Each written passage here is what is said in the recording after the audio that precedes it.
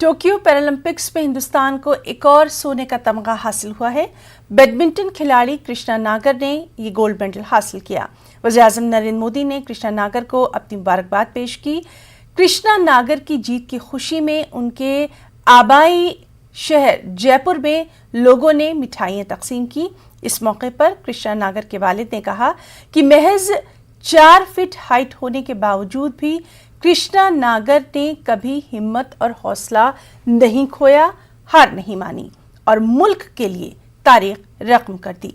कृष्णा की जीत पर वज़ीर आला अशोक गहलोत ने भी उनको अपनी मुबारकबाद पेश की है। आपको बताएं कि हिंदुस्तान ने अब तक सोने के 5 तमगे यानी 5 गोल्ड मेडल हासिल कर लिए हैं। गोल्ड मेडल जीत के बहुत अच्छा लग रहा है। एक पैरालंपिक प्लेयर के लिए बहुत बड़ी बात है क्योंकि हर प्लेयर का जो ड्रीम होता है वो होता है कि वो पैरालंपिक में मेडल लेकर गया है और मैं खुशकिस्मत हूँ कि मैं गोल्ड मेडल लेकर गया हूँ मेरे इंडिया के लिए।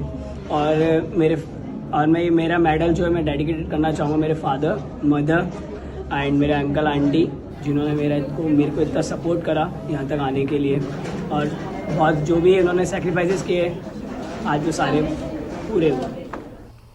कोरोना वबा के दौरान बाहमी इमदाद और इंसार का जज्बा मुस्तहकम